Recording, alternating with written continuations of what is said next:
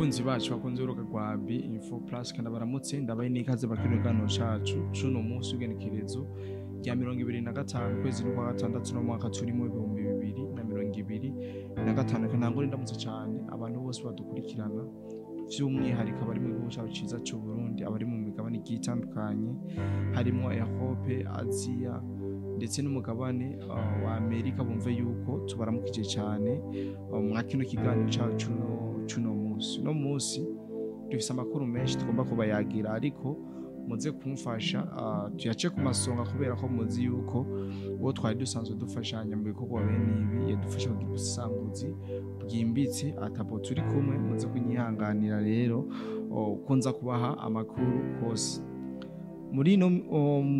guhera ku munsi wejo hariko haraba ama operation menshi kandi agiye atandukanye turaza gusimbira muri kabare turabe ingene bimeze turaza gusimba no muri karehe ndetse n'ahandi hagiye hatandukanye naho tuze turaba ngene situation ziriwe ku munsi wejo canke zazinduye kuri uno munsi ariko imbere yuko dutangura vyose nuko nobabwira nyine icubahiro umukuru w'igihugu c'u Buganda Yoweri Kaguta Museveni yaraye yongeye gutangwa nk'umukandida azoserukira umugambwe wiwe witwa National Resistance Movement akaba ariwe azokwitoza mu kanza c'umukuru w'igihugu mu mwaka w'ibihumbi 2026 abantu benshi ndazi bari bamaze iminsi bacisha ku bufoto ku mbuga ngurukanabumenyi berekana yuko Yoweri Kaguta Museveni no gutambuka bimugora kubera ikibazo cy'ubusaza ariko muriko murabona yuko ariko aragaruka neza mu kibanza cy'umukuru w'igihugu mu gihe abantu benshi bari bibaza yuko Prito Yoweri Kaguta Museveni atazongera kwitoza mu kibanza cy'umukuru w'igihugu ariko rero dusimbiye no ku ma operation agiye atandukanye yagiye arabana cyane ku munsi weje aho dusimbira muri territoire ya Kabare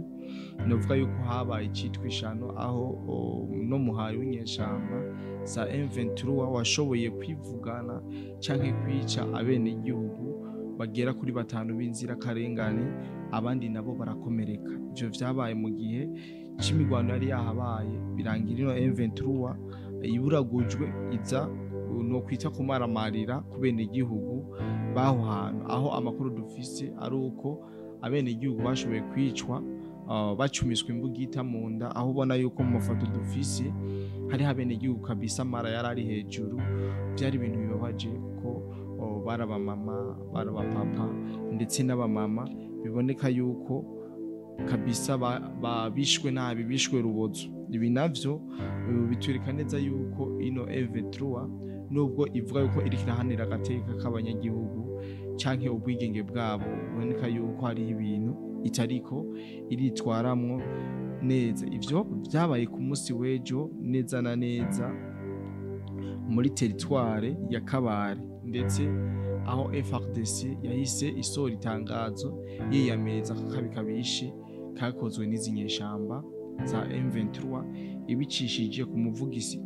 muvugizi wabo Siliva Ekenge Bomosa barateye ivyatsi ino nyifato itabereye no muhari wa M23 nubwo M23 yoyo yagiza FRDC kariyo iriko irica bene igihugu mu buce bugiye butandukanye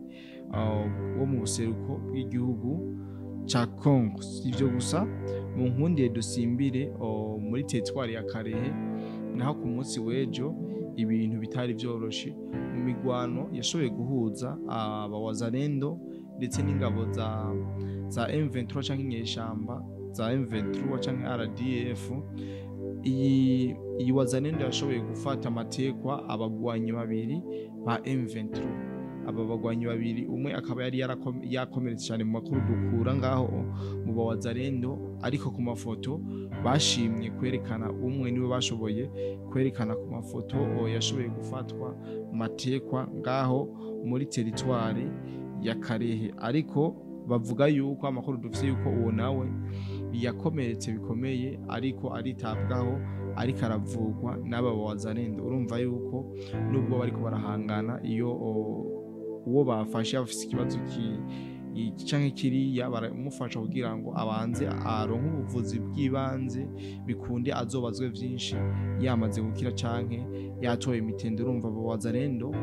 tugerageje kuraba abo wazalendo buno munsi n'abo wazalendo mu misi yeze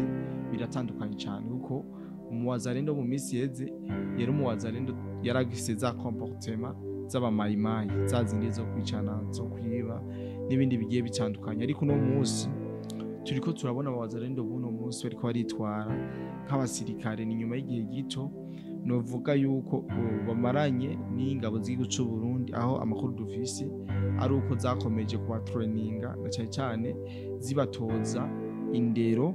discipline ya gisirikare. Biboneka yuko ino wazalendo nayo ishobora kuba iri mu bisirikare kabisa bikomeye, kuko ugerageje kuraba kungene iriko iritwara mu ngamba zigiye zitandukanye ziriko zirabera ngaha mu buseruko bw'igihugu ca Congo. Ingabo z'u Burundi zakoze igikorwa gikomeye cyane. Aha nca ndabasubiza inyuma gato, murabizi yuko aba wazalendo bwa mbere batunga gato igihugu c'u Burundi yuko aje bigatuma badakora ama operation cyane ngaha muri Kamanyora, ngo bigatuma rero aba wazalendo batariko barafata ubuce bw'igihugu bitandukanye mu mwanya muto. Mugabo ivyo vyaratorewe umuti uko barigereje ko murabizi. Ndabasubiza inyuma igihe wazalendo ifata Nyangezi atari ubu, yarafashe Nyangezi ikibandanya na Nyantende kubera kuryoherwa. Ingabo z'u Burundi zabahanuye baranka, birangira bakubiswe barasubira inyuma. N'ingabo z'u Burundi zibona zo block no muri wari kuratswa n'izinyeshamba za M23 ko wari mwinshi cyane, bahitamwo kwiropiriya nabo basubira inyuma. Mu gihe iyo wazalendo ariyo yari yasotoye intambara kandi atabikoresho bikwiye bari gushobora kwifashisha. Si ivyo gusa, imigwano novuga yuko ari myinshi cyane kabisa. Imigwano ni myinshi cyane mu buce bugiye bitandukanye. Mu makuru tumaze gutorokanya uno munsi ayo akaba ariyo makuru dufise, ariko tubibutse yuko ubu turiko turavugana muri Kabare, muri territoire ya Kabare haci havugurwa imisako idasanzwe kunzu aho aba wazalendo bariko barakora umusako udasanzwe. Hama ino nkuru ikomeza kuvugwa y'ibijanye n'urupfu rwa nyakubahwa rwa nyenicubahiro umukuru w'igihugu cy'u Rwanda Paul Kagame, yuko yoba yaritavye Imana. Hari abantu benshi baguma baduha aya makuru kugira ngo tugire ico twayavuze, ariko tumaze kuyavuga inshuro nyinshi. Ariko bivanye n'inzandiko zagiye ziracirikana ko ku munsi w'ejo turagaruka mu kanya gato kugira ngo tubahe analize, tubereke ibinyegezwa canke amanyanga ari mu gushikiriza ibi canke biriya, twifashishije bonyene ku matangazo canke ku vyo bagiye barashikiriza. Rero reka nshimire cyane mwebwe twabanye mwino ncamake y'ano makuru. Nizere yuko mwashoboye kumvira vyinshi. Ico ndabasaba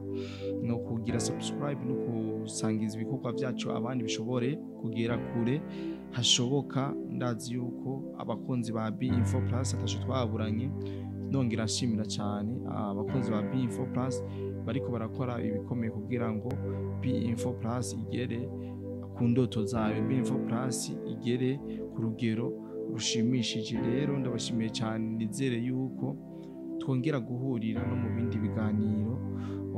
Ubona yuko amakuru ari menshi, kuko mu bisanzwe aha muri Kongo umwanya umuza wumva operation ngaho ivutse, ahandi ivutse mu kanya uza wumva ama operation nkiravuka. Ndazi yuko ibiza kuba kuri uno munsi wose nza kugerageza kugira ngo nshobore kubibaha muri rusange. Ndazi yuko tuza kubana neza kandi tuza kubana mu makuru yose aza kugira uno munsi. Mu kurangiza ndangiza ni ngira condoléances umusanguzi wacu, akomeze kwihangana kandi ndazi yuko Uwiteka akomeza kumuba hafi kandi akanda umutima wiwe. Vuba cyane ndazi nzomugarukana mu biganiro bigiye bitandukanye kugira ngo atubwire ivyinshi cyane mu busesanguzi yarasanzwe ariko aradukora. Rero